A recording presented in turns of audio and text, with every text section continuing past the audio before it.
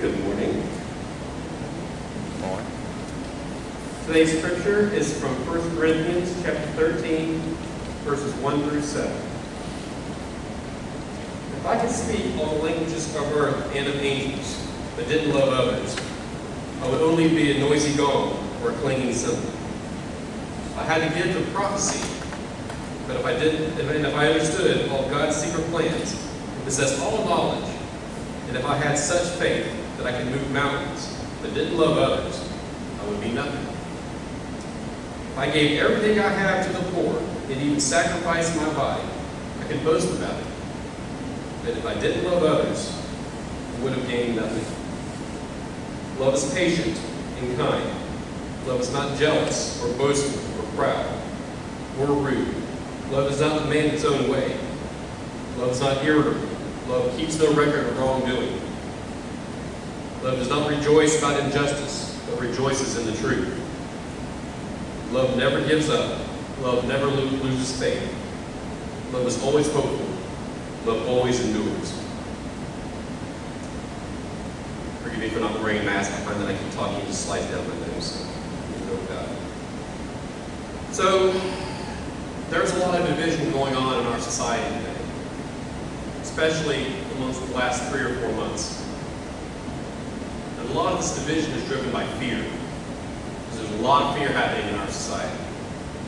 Fear of COVID-19. Because of COVID-19, we have fear of keeping our jobs. We have fear about school returning. What is that going to do to our children? What is that going to do to our educators? Fear of the economy. Fear of never returning to pre-COVID-19 society norms. This fear creates a lot of division among us as we have various opinions on how to approach this crisis. Further dividing us is among issues that have happened in the last 3 months as well. Racism. We have the Black Lives Matters movement. This creates unity among some, creates division among others. We have riots, we have looting. There's been a surge in anti-Semitism. And of course, coming up in the next coming months is the presidential election season, which is always a fan favorite. It's natural for us to experience fear. Fear is a normal human emotion. And all human emotions, none of them are inherently good or bad. It's how we express and display those emotions that makes them one way or the other. So fear in itself is not a bad thing. But when we let fear grip us, it influences our lives on a regular basis. It can rob us of our joy of life. It makes us forget to be grateful for what we have, for what is good in our lives. Fear, when we leave it unchecked, can be a gateway to judging others, to reacting rather than responding. And there is a difference. It can also lead to vitriol and even hatred. To quote a character from my favorite movie franchise, fear is the path to the dark side. Fear leads to anger. Anger leads to hate. Hate leads to suffering. That's the great powerful yoke for those who don't know. And I use that quote because I love Star Wars. I also love LSU football.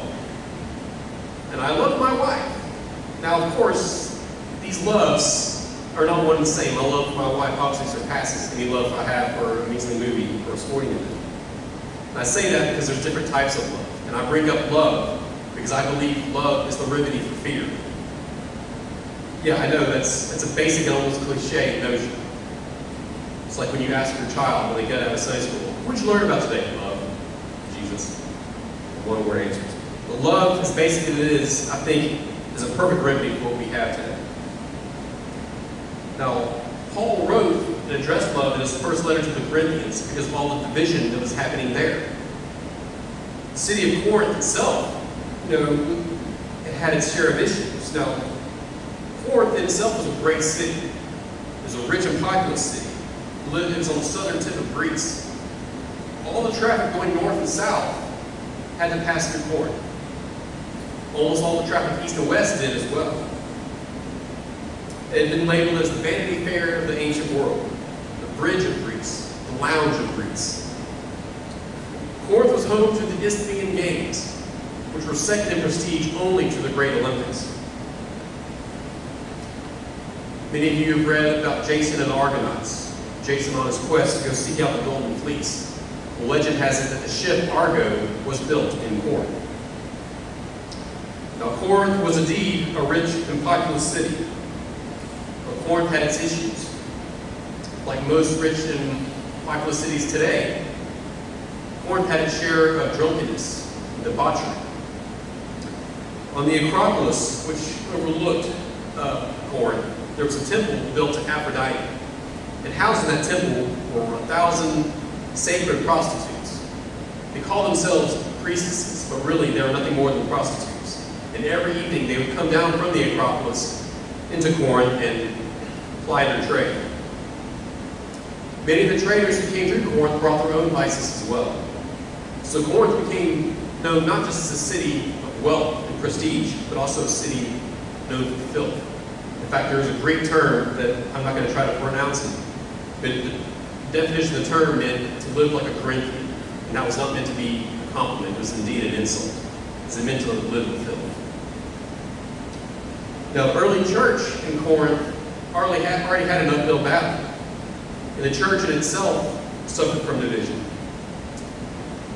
While some of the early members were indeed among the wealthy population in Corinth, many of their members were tradesmen and sailors, and most of them came from pagan backgrounds. The church was not unified. It broke up into several different factions, and each faction suffered because they were consumed too much with their own wisdom, with their own knowledge, their own gifts of speech and tongue. They talked about who had more faith, who gave more in charity, and they even talked about who would be the biggest martyr among them. They were focused too much on their pride, and they were not at all focused on the sheer grace of God. And there certainly was no love in their ministry. Now, how does this apply to today? Well, today, our cities, they have our own share of drunkenness and debauchery, of course.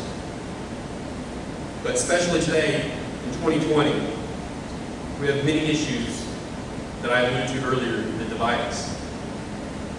We have one camp that says COVID-19 is overhyped. It's a scam. We have another side that says COVID-19 is not being taken seriously enough. It can doom us all. We have one group that says wearing a mask is important. Another group that says wearing a mask is an infringement on my rights. Black lives matter. All lives matter. Trump is the greatest president that we need. Trump is the Antichrist. These are extremes. But yeah, I've heard them spoken to me before. Now deep down, we all know that this is eventually going to pass. But deep down, I think we also know there's going to be some everlasting changes to our society. And that creates fear in some people. But really, if you study history, then we know that there's a paradigm shift every 30 to 50 years in approaches to culture, to politics, and even organized religion. So instead of being fearful, we just need a little bit of endurance. And that type of endurance we need can be fueled by love, more specifically the biblical love that Paul states. Now, the first 3 verses of what I read, Paul states that you can have the gifts of different languages to prophecy or to preach. You can be filled with incredible amounts of knowledge. But if you do not have love, these gifts serve no other purpose than to serve yourself. Paul identifies 15 different characteristics of true love. And these characteristics that we should always adopt, especially in these times. Love is patient. Love is kind. How is this shown? The man is slow to anger. However wrong we believe someone else to be, however disparaging or hurtful they are to us, we must exercise the same patience that God exercises with us. When I was about 20 years old, I worked at Old Navy. And I come home from work one day just furious and complained to Dad about a very rude customer I had to deal with. I was working in the dressing room at that time, and the customer had become very irritable over how I was handling the line in the dressing room, and she became belligerent. And after putting up with her words enough, I finally snapped at her and put her in her place. She cried, the manager was called, I was reprimanded. So I came home just furious, and I told Dad about what had happened. And he said, son, I know some people can be unreasonable, and you just have to turn the other cheek. I said, but Dad, I only have 2 cheeks. And he kind of chuckled. He said, well, son, we act like a horse is behind. You really have 4 cheeks. Love is not jealous. Love is not boastful. There are plenty of people in this world who've been fortunate enough to not suffer any negative consequences about what has happened in this year. When we exhibit biblical love, we do not act jealous or envious of these people. Likewise, those of us who have been fortunate enough to come out unscathed so far during these crises, we should remember to be humble, because it's been shown that our fortunes can flip-flop in a minute for any reason. Love is not proud. Love is not rude. This kind of relates to love not being boastful. It reminds us to be humble and to not put ourselves above others. The great Emperor Napoleon, at the height of his power, he had always advocated for the sanctity of the home and for public worship for others. But speaking about himself, he said, I am not like other men. The rules of morality do not apply to me. Well, we all know what eventually happened to Napoleon. Love does not insist on its own way. Now, there's multiple ways to interpret this. This could be speaking about selfishness, stubbornness, being inconsiderate of others' feelings or viewpoints. Bible scholar William Barclay helps illustrate this by identifying 2 different types of people in this world. There are those who insist on their privileges, and there are those who remember their responsibilities. Now, we live in a functioning society, so it's obvious that we remember our responsibilities, at least for the most part. But we struggle to be a harmonious society, and that can easily be attributed to all of us focusing on what our privileges are and what privileges we think we're entitled to. When this happens, we drift away from Christian love. And when this happens, we open ourselves and others around us to resentment and eventually hate. Love is not irritable. Now, we can all get irritated about things from time to time. Again, it's a normal human emotion. Some of us have very sharp fuses and lose our temper. Anger and irritability in themselves are not inherently right or wrong, as I've said before. And it's how we display those emotions. When we lose our temper at those who do not wear a mask in public, or we lash out at those who post something on social media that we fundamentally disagree with, do we honestly believe we're going to be changing their minds by simply lashing out? Or are we simply just adding fuel to a divisive fire? With election season almost upon us, social media will once again become a battleground for propaganda posted by Trump and Biden supporters alike.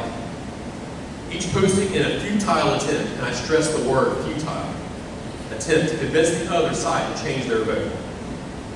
Look, it is our privilege as Americans to be able to disagree with each other over politics and issues affecting our community and our country. But it is our responsibility as Christians to disagree in a civil and even loving manner. Love keeps no record of being wrong. To some, this may remind us of the adage of forgive, but do not forget. It's natural for us to remember times of being hurt by others, whether it was recently or long ago. And this can be tied back to love being kind and patient. Because while we don't forget, we can still show love and refuse to give in to resentment. Or even worse, taking our pain and taking it out on others. Love does not rejoice about injustice. Love rejoices in the truth. It's one of the strange traits of human nature that we tend to take more enjoyment in the misfortune of others than in the good fortune of others. The mainstream media and Hollywood gossip sites take advantage of this and exploit that. for their own profits. But Christian love excludes that human malice. It finds no pleasure at all in others' misfortunes. Another quirk of human nature is that we sometimes do not want the truth revealed, especially when it involves our own misfortunes, or worse yet, our own mistakes. But as difficult as it can be, Christian love has nothing to conceal and always revels in the truth. These last four characteristics, I think, need no further explanation as they explain themselves. Love never gives up. Love never loses faith. Love always hopes. And love always endures through every circumstance. Love is indeed limitless. Nowhere is this better exemplified than in Christ's sacrifice and resurrection. These are indeed challenging times, but we're probably looking at more challenging times ahead. But through our faith, we are all capable of seeing the light at the end of this tunnel. For some final words, let's remember Paul's words at the end of 1 Corinthians chapter 13. Three things will last forever: faith, hope, and love. But the greatest of these is love. So if from love comes hope and then faith, let's revise Yoda's words to something more Christ-centered and applicable. Love is the path to Christ. Love leads to prayer. Prayer leads to hope. And hope leads to faith. Let us pray. Dear Lord, these are indeed confusing and fearful times. Remind us to not give in to this fear, and instead look to you, sole source of our strength. And through that strength, remember the love that resides in each and every one of us, and the love that we can exude and show to others. It is through this love that we can get through this crisis and any other crisis in our lives. Thank you for never giving up on us, Lord, and for having never-ending patience. Remind us to continue to have patience for ourselves and for each other. In your Son's name.